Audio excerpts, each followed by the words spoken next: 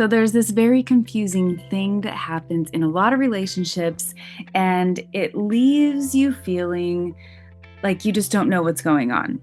It happens a lot in dismissive avoidant relationships. It happens a lot in narcissistic relationships, but it can actually happen to anyone. And it's the shame spiral. The shame spiral is something that sometimes you can't prevent, but you do need to know how to come back from it.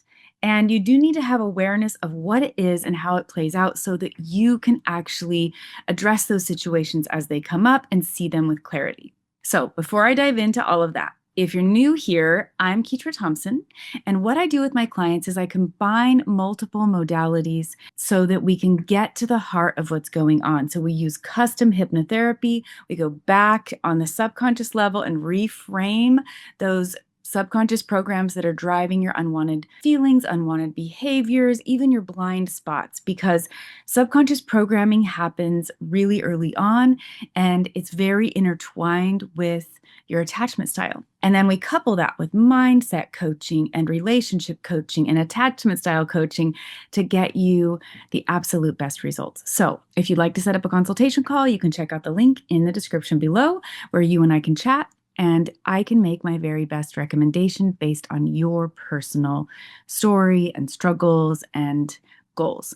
So you'll want to check that out. So let's talk about this shame spiral. So here's what happens. If you're dealing with a partner or even yourself, that you might have this issue that has a lot of shame, is very hard on themselves, and has some dismissive avoidant or really unhealthy coping mechanisms, they are not going to take criticism very well. And so if you have a discussion that you don't think is criticism, you think is just a normal discussion, hey, help me get some clarity here, help me understand, I don't want to try to read your mind, having a normal conversation, and that other person shuts down.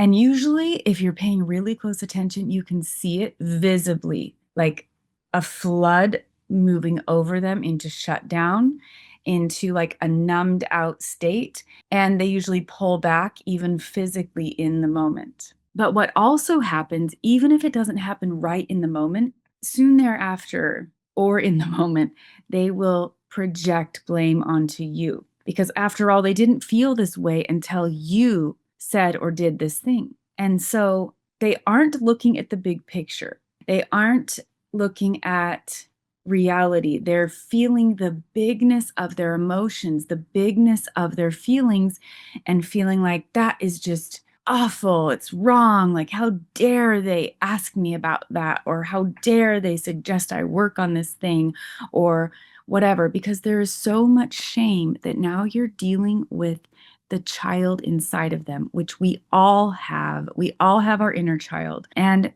we talk about the inner child like it's just one child, but it's not. It's the 2-year-old, it's the 5-year-old, it's the 7-year-old, it's all of the versions. And so whatever struck a chord with that unhealed part of that person becomes very defensive and wants to put the blame on the other person instead of having a dialogue and circling back and saying, hey, I might have overreacted in that moment, or maybe I made an assumption that isn't true.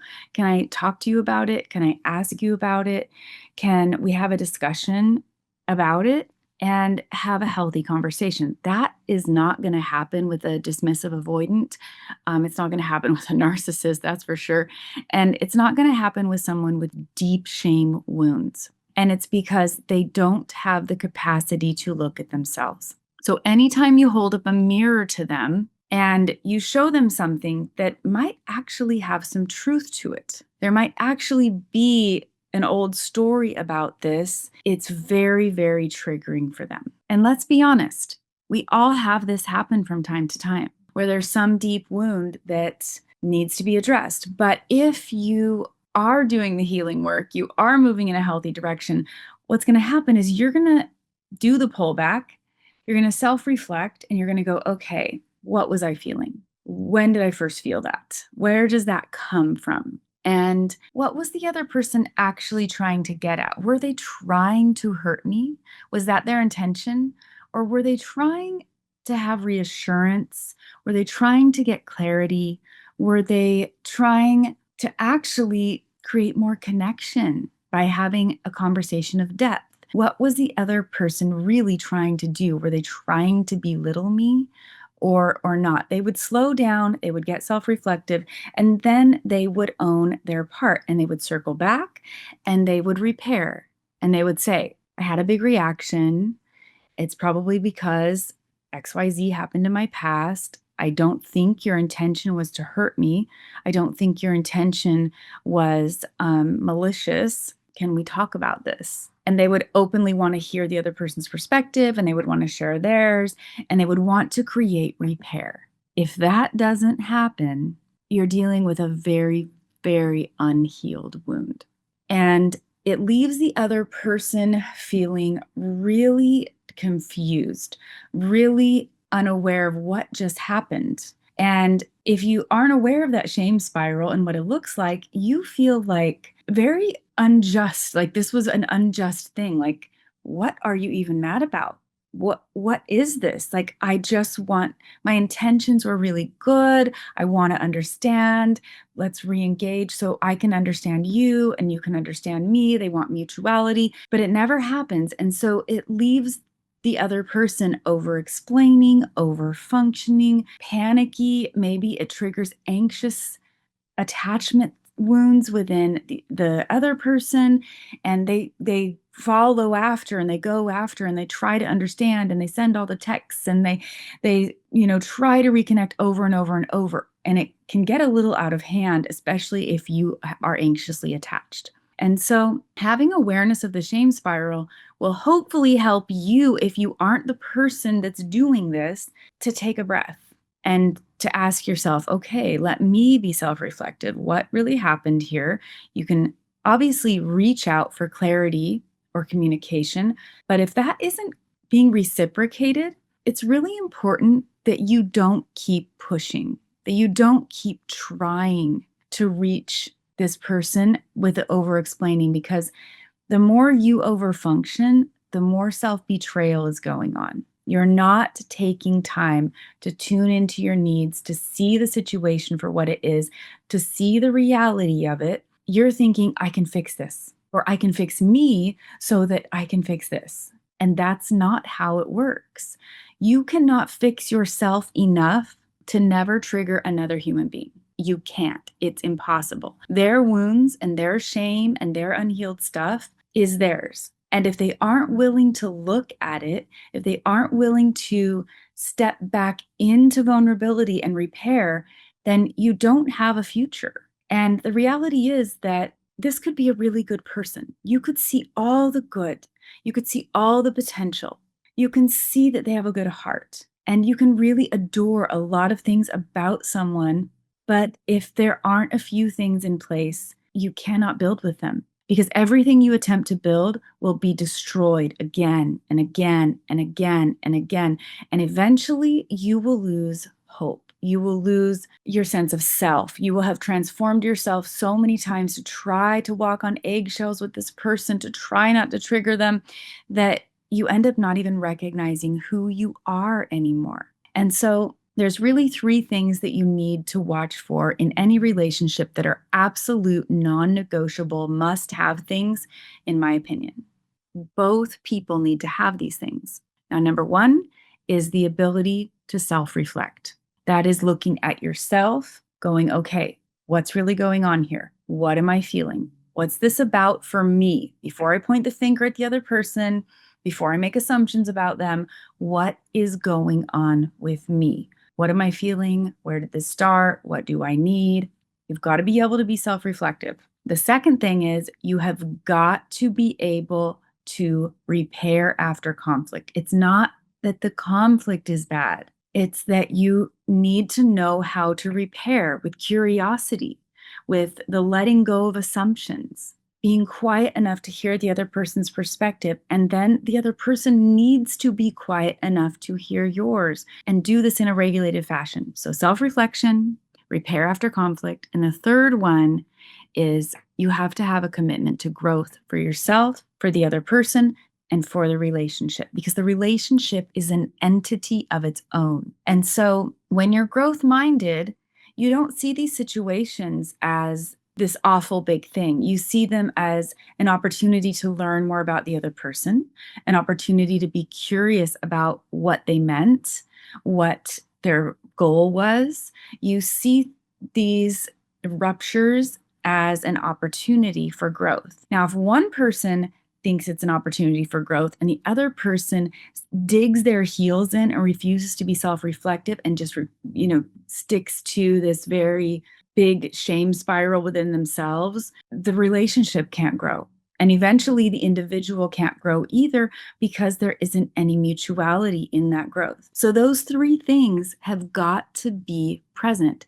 And I don't care if you are married, if you are dating, if these three things aren't present, you've got some work to do. And it starts with you. It doesn't start with the other person. It starts with you asking yourself, what are these patterns? How have I been showing up? How have I been over-functioning? How have I been self-protecting? And the pendulum can swing too far in one direction where you go, if the anxious person will always look at themselves and go, what did I do wrong? What's wrong with me? What can I change? How can I fix myself? If I just said this different, everything would be okay. And they look at themselves. The avoidant person typically looks outside themselves and says, nothing should be difficult. Relationships should be 100% easy. If anything's difficult, it's the other person's fault. This is not on me. This isn't the right person. Get me away from them. Because the flood of feelings is too big and they don't know how to process it. And both extremes are bad. Both extremes are self-betrayal and a betrayal inside of the relationship. So the anxious person needs to be able to look at the big picture and go, okay, what can I own? Where should I have stepped back and not over-functioned here? How could I have communicated in a way that maybe was better? The avoidant person also needs to self-reflect and go, hey, what's going on with me? What am I actually afraid of? What's the assumption I made here? I need to step back into repair because there's two choices in a relationship. You are moving toward connection or you are moving toward distance at all times. And that doesn't mean you can't take space. You can take space and not create a toxic distance-making behavior. You create space by saying, I need a little time. I need a little time to myself. I need a few hours. I need 24 hours, whatever it is. And you give a time when you're going to reconnect. I'm going to check in with you in an hour. I'm going to check in with you in 2 hours. I'm going to check in with you tomorrow morning. You don't let the anxious person feel abandoned, and you let them know when you're going to check in if you are the avoidant party. But if you can't do that, then you are going to cause damage by pulling away to a point that the other person feels abandoned. And so understanding the shame spiral and how it shows up is really important. Because even though the avoidant or the person with the shame spiral is usually looking for a reason to get the spotlight off them and point it on the other person, you did this, you're bad, because they cannot handle any more shame. They're full of shame.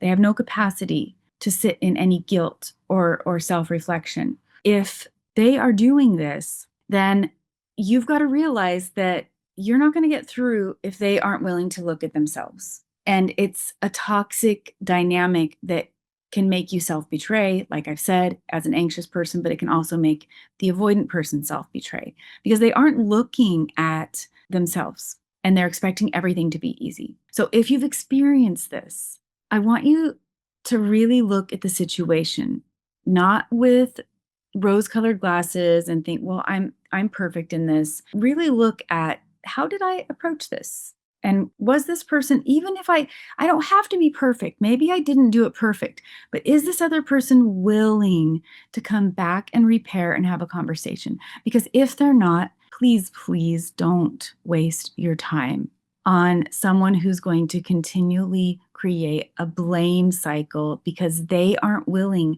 to be mutual in that connection. And if you're in a marriage already with that dynamic, then you need to have a really heartfelt conversation probably with your spouse and with yourself as to what do you need to do to function better, to stop over functioning, to stop walking on eggshells.